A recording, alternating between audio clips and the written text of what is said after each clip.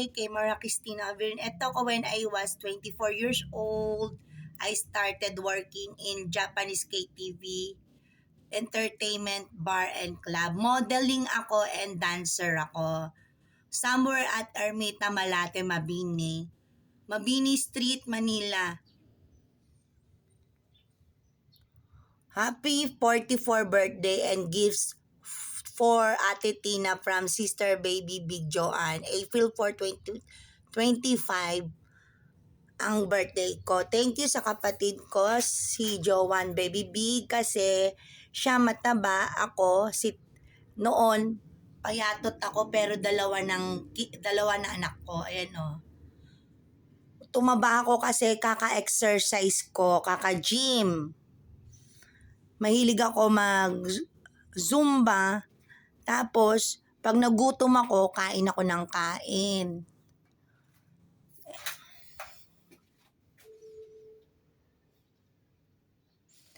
Ito lahat, regalo sa akin ng bunsong kapatid ko, si Joanne Big. Ito yung jacket, binigay niya sa akin. Sa kanya to, kaya lang binigay na lang niya sa akin para sa birthday ko. Ito yung bag niya, binigay na lang din niya sa akin. Ito, binilihan niya ako ng bra. Sabi ko, gusto ko tong bra.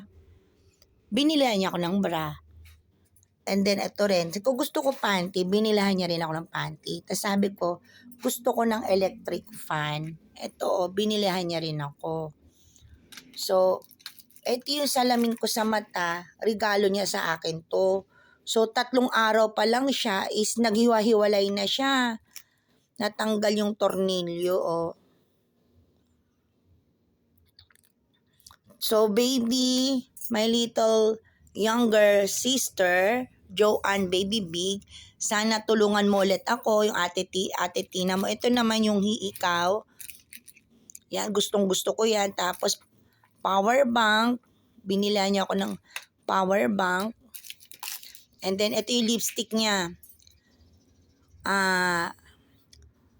Para siyang black, pero hindi halatang black. Parang maroon. And then, ito yung phone. Binigyan niya ako phone. Ito Gatsby, pang patigas ng buhok, spray. And then, makeup, binigay niya rin ako. Lahat to, pati to. Eyebrow, tas pabango na malaki. Then, pabangong maliit, perfume. And then, another perfume. Ini-spray to, oh. Spray siya, ini-spray. Ayan, oh, maliit na perfume. And then, toothbrush. Binila niya ako, face mask. And then, pang-ahit ng kilay, necklace. Thank you talaga sa lahat ng binigay mo sa akin.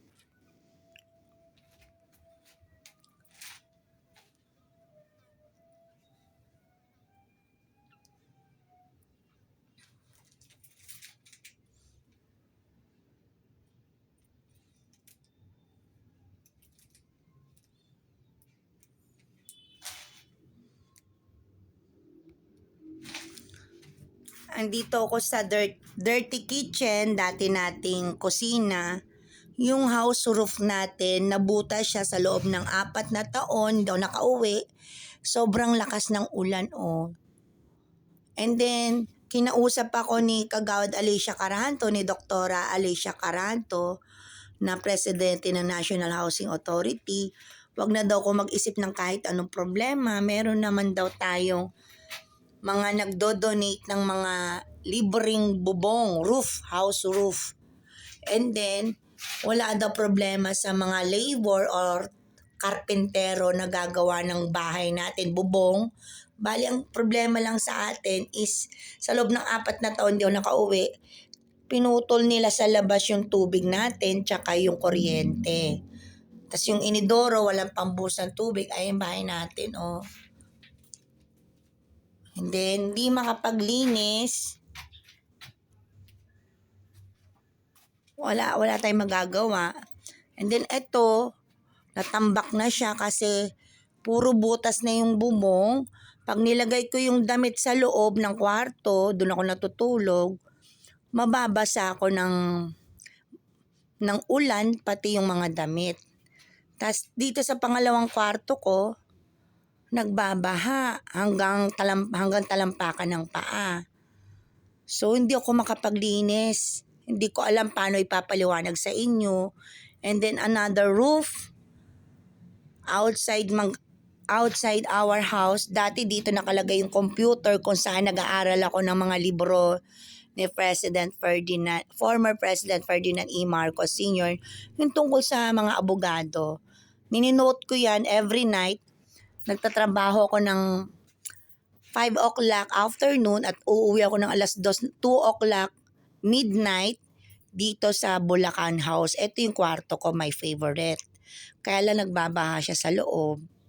So pagdating ko, wala na yung may nagnakaw nung libro ni former President Ferdinand E. Marcos.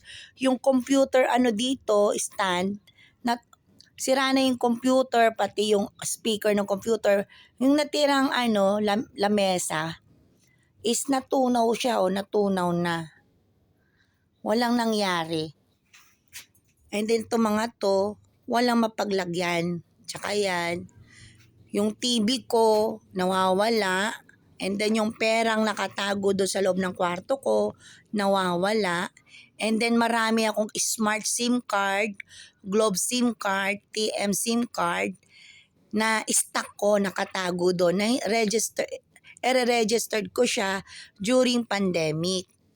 And then, eto, may plano ko na gusto kong magkaroon ng sariling company. Kaya lang, pagpasok ko dito nung last March 19, 2024, etong dinatnan ko. So may nangialam rin ng mga kitchen tools ko doon sa loob ng kwarto. Kapag natutulog ako, may malaki akong itak, nawawala. Galing Dubai, Saudi Arabia yon at saka Oman Palace, Saudi Arabia. Buhay pa ang tatay ko noon.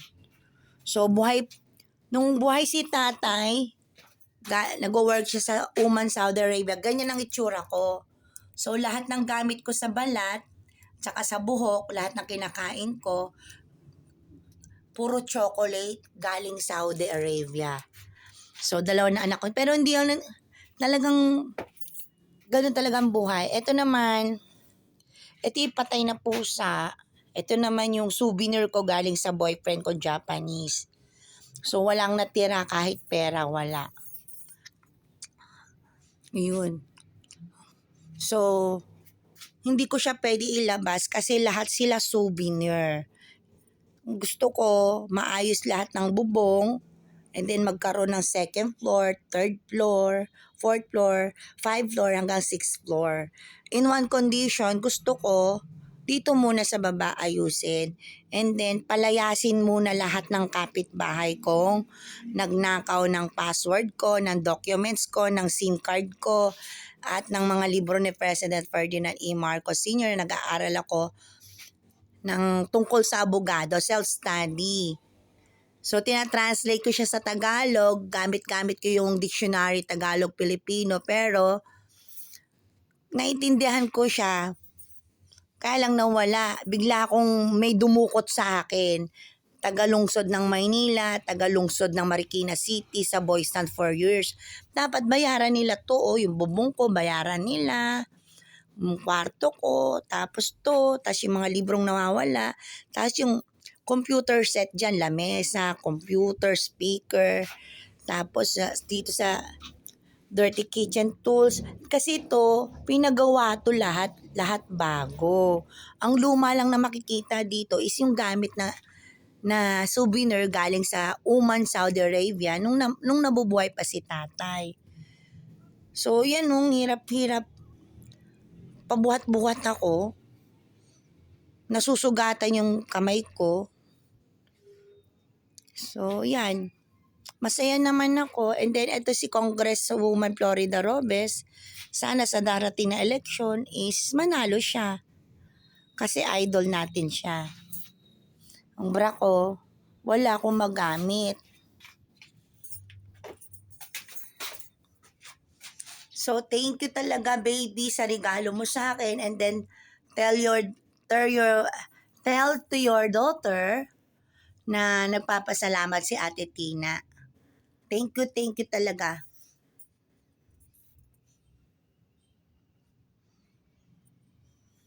God bless you.